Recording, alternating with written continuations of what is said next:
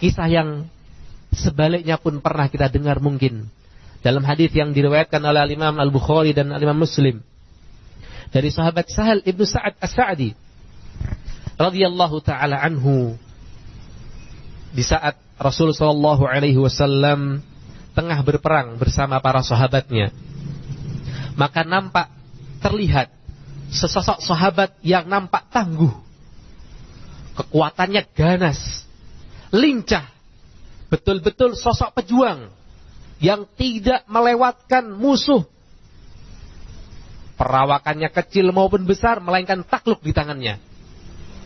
Para sahabat pun kagum dengan kelihayan dan kemahiran lelaki ini dalam urusan berperang. Namanya berperang itu sudah siap berarti nyawanya hilang. Rela untuk menyabung nyawa. Namun kata Rasul alaihi salatu wassalam apa? Huwa min ahlin nar. Lelaki yang kalian lihat itu, yang kalian dibuat kagum dengannya, dia termasuk dari kalangan penduduk neraka. Sontak para sahabat keheranan dengan apa yang disabdakan oleh Rasul. Namun Rasul adalah Rasul yang tidak pernah ingkar, tidak pernah dusta, tidak pernah meleset apa yang disabdakannya. Maka tersebutlah seorang lelaki dari kalangan sahabat Rasul yang penasaran.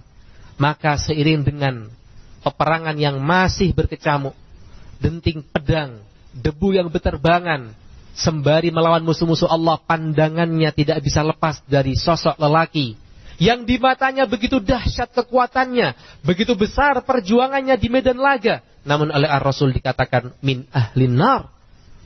Matanya awas melihat. Perlahan-lahan mulai terbukti apa yang disampaikan oleh Ar-Rasul alaihi salatu wassalam. Tebasan pedang di tubuh lelaki tersebut, luka-luka, darah yang mengucur dari tubuhnya, membuatnya roboh seketika. Mati? Belum. Ia masih berada dalam kehidupan ketika itu. Maka rasa sakit yang tidak tertangguhkan, ketidakmampuan dia dalam menahan rasa sakit yang sangat ketika itu, membuatnya apa? Menghunus pedangnya sendiri, ditusukkan ke dadanya, dan ia pun mati di medan jihad, bukan sebagai syahid, namun sebagai rajulun qatala nafsah, lelaki yang membunuh dirinya sendiri, bunuh diri. Di mana tempatnya bunuh diri? Neraka Allah Azza wa Jalla. Sekalipun apa yang ditampakkan sebelumnya merupakan perjuangan yang hebat. Sekali lagi saya katakan, akhir kisah yang seperti ini tidak ada warisannya. Apa yang dimaksud dengan warisan? Inilah yang dimaukan oleh Al-Hafidh Ibnu Rajab Al-Hambali di saat beliau menjelaskan akhir dari hadis ini. Fal khawatim mirathus sawabiq. Akhir kisah perjalanan seorang hamba di saat hendak menjemput ajal itu merupakan warisan dari kisah awal kehidupannya. Kalau awalnya itu adalah sebuah kebaikan, maka insya Allah Allah tutup dan akhiri kehidupannya dengan kebaikan pula. Kalau awalnya sudah tidak baik, tidak beres, berawal dari niatan yang tidak bagus, sebaik apapun dia bersolek diri di hadapan umat, berhias diri dengan amalan-amalan soleh, kelak khitamnya, kelak akhir hidupnya tidak akan lagi semanis awalnya.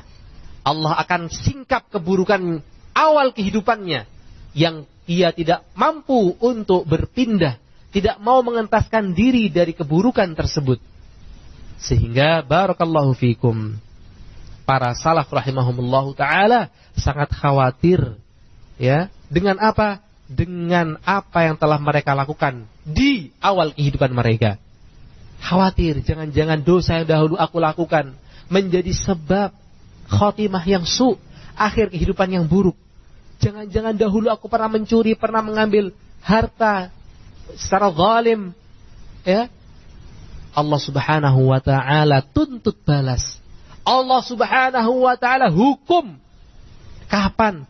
Justru di momen terpenting bagi seorang hamba. Akhir hayatnya Allah Subhanahu wa ta'ala tutup dengan akhir yang buruk. Wal-'iyadu billah. Maka barakallahu fikum, akhir dari hadis ini menyiratkan kepada kita sebuah pembelajaran penting. Betapa besar arti akhir perjalanan kehidupan seorang hamba. Sebaliknya, ketika seorang hamba telah jatuh dalam sebuah kesalahan, maka sesungguhnya pintu-pintu kebaikan masih terbuka lebar untuknya, yang dengannya ia bisa memperbaiki diri, dengannya ia bisa merubah. Sebagaimana disebutkan oleh Ar-Rasul alaihi salatu wassalam, sesungguhnya taubat yang nasuha itu akan menghapus segala apa yang telah berlalu. Segala apa yang telah berlalu antara hak-hak Allah Azza wa Jalla, dosa dan kemaksiatan, terhapus seiring dengan taubatnya.